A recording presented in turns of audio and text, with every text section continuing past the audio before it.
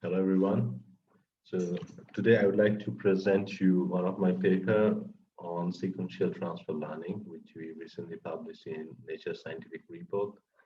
And this work was done by Siemon and Gitte from Technical University of Denmark under my supervision. And if you like to see, I am going to share my screen.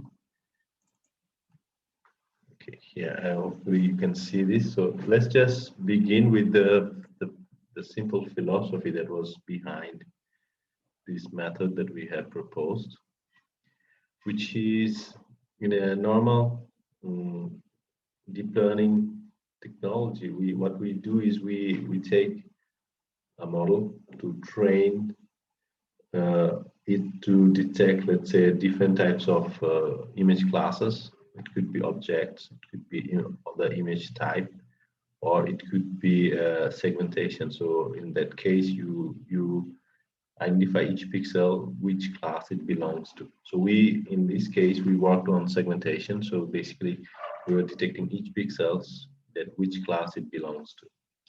Now, what we normally do is we take a model and we feed all the classes all together. And if you take the synonymous in our normal life, or let's say if I'm teaching my kid and I start to teach my kid all the numbers from 0 to 99. And what happens is it takes, or my kid would take a lot of information at the same time, and for him or her, it will be very difficult to define the classes all at the same time. So what we can rather do is, let's say I'm gonna teach my kid about different, let's say, objects. I can say that, okay, this is like a circular object, and this is more like a linear object. So this is kind of like a broad class definition that I can teach him, or I can, let's say, I can tell him, okay, these are birds and these are animals. These are birds, these are animals. These are birds and these are animals. And then slowly I can say that among the birds, there are different types of birds. So this is, let's say, a parrot, and this is, let's say, an ostrich, or this is another type of bird. Among the animal, I can say that, okay, this is a cow, and this is a, let's say, a hen, and this is a dog. And then among them, then slowly we can go even more in detail, like even in a hen, this could be a cock and a hen. This could be, let's say, the cows are very similar, but so this is a cow and this is a bull. So what happens for my daughter is if she learns to find the bigger patterns first and then slowly go into more detailed features that differentiates between more closely related classes. And the same thing is not often present in our traditional machine learning framework, or especially in the deep learning, normal deep learning models, because we feed everything all together. So what we were thinking that what if we use a sequential transfer learning? So let's say we take any model and we start to train it for different types of classes, but in the beginning, we're gonna use we will segment the whole different classes in simpler group of classes. We train it for that, and then we slowly go into more detailed class definitions. And if you think about how it helps a model to learn, is inside the model, what it's trying to do is a very higher dimensional space. It's trying to find the boundaries. And for boundaries for a deep learning model, is basically it's trying to learn the weights of each layer and each modules that's inside the model.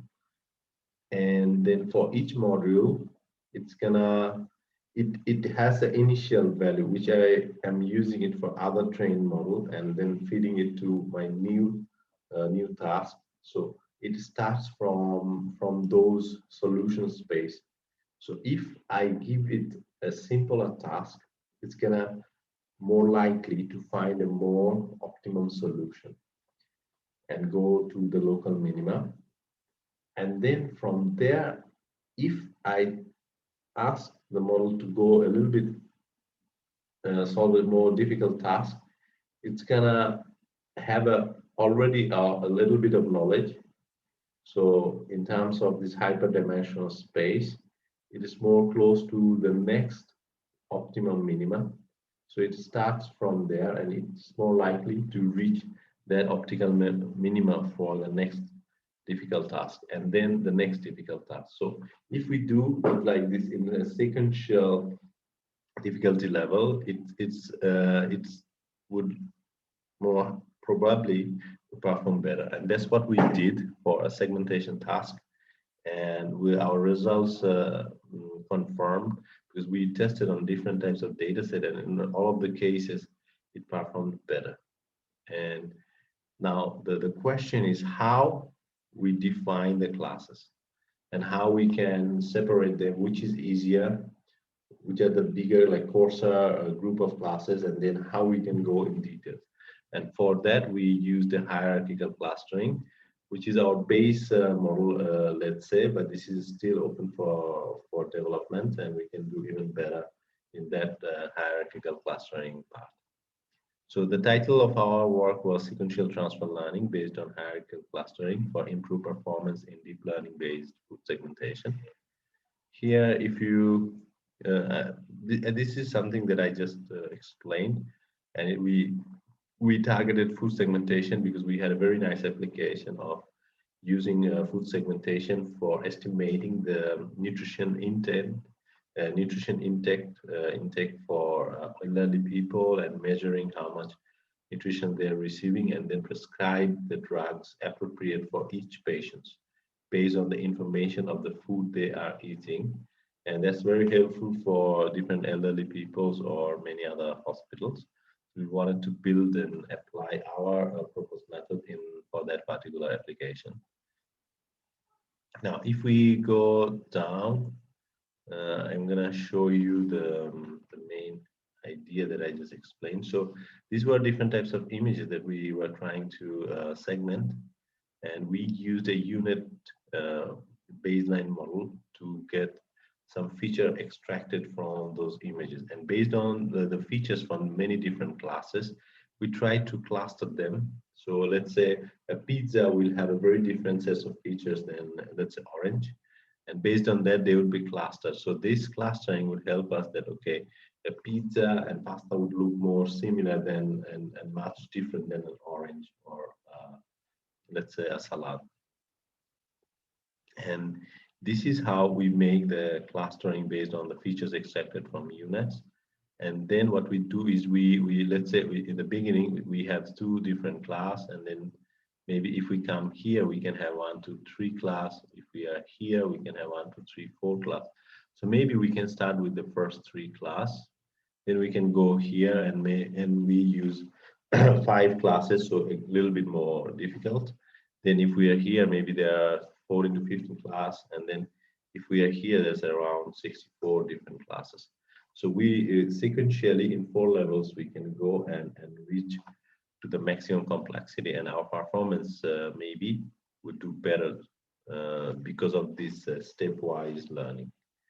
So what we did is with this clustering, we trained for C1 classes, and we had a special training set created, which is called T1 for that task. Then we can go a little bit more where we have more clusters, and it's called C2 classes with the T2 training set, and we go on like this, and then we get a performance. And at the same time, we can actually use the same unit directly to do this segmentation, and we get another performance, and then we can measure which one performed better. And then we will know if this hypothesis actually works. So for that, here you can find the technical details how we made the hierarchical clustering, but I'm not going to go into the details of that. But you can see that if you have a cutoff here, you can get a 3 class here. If you have a cutoff here, you have a 2 class. You have a, if you, let's say for example, if you are here, the cutoff like 1.42, you can have 1, 2, 3, 4, 5, 6, 7 classes, and you can go on like this. And So we did those things. We defined the cost function and how we're going to measure the segmentation accuracy. And if you look at the table, you can see that when there was this conventional training approach, the accuracy during the training, it went a little bit lower, but during the test, it was like significantly higher, 0.82, and it was 0.88. And why? Is because it was it was not overfitting, but more it was optimizing towards the right local minima. And that's the gain of our approach. And if we don't use a unit, rather a deep lab, another model, we get almost a similar result, a little less gain, but also in the test set is like 0.81 to 0.8360. So that's a quite significant improvement in terms of the performance. And this is how you can see that when we are training, this is in the validation set, for example, the performance, or I mean, let's say if we just look at it like the performance goes up, then we go to the next level of difficulties. It goes a little bit down, but it optimizes, go down a bit, optimizes, and it goes like this. Yeah, so that really helps the model to learn the right weights at the right time. And the results are also quite impressive. If you see that in a conventional approach, we are not very consistent, because this whole thing is a pasta, but it was confused among two classes. But when we used our model or our modification to the model, it was really consistent. Here the same. Here for a pizza, it was quite good, but here it was confused among four classes. But here it's mainly a pizza slice, and also there was, because of this green thing, it might have predicted a little bit of salad here. This is a banana. It also is much more consistent than the conventional prediction approach. And also I can show you a little bit more other results, which is a bit more complex situation. Here there were like 2 or 3 different foods mixed, so it was quite confused. But here you can see that there is a grouping inside, which is of the right class, and then there is another class here and a little bit of class here, and which was picked by our proposed modification. Same here. And if you look at the bread, it's very consistent here. It's very impressive results here. It's not so easy to do. And also for the salad, you can see that it's much more consistent around the salad class. And this was removed because it is touching the border. So otherwise it would have detected pasta here. So this is overall our results, and there are some discussions here. But what is very nice is that this model could be used in general for any deep learning networks. On top of it, as a sequential transfer learning, so that we can customize any standard models for our particular applications. But with these steps, we can expect to get much better result on the test sets. And also at the same time, there are like open problems, or let's say a future works that could be done on how smartly can we do this hierarchical clustering, because we use a very simple technique, but there could be much more sophisticated way to do that, and that can help that can help to move the weights to the right optical minimum in the longer run. Thank you, and I think that that's very exciting, and we hope to continue our work in this direction. Thank you very much for listening, and if you have any questions, feel free to comment below. Thank you.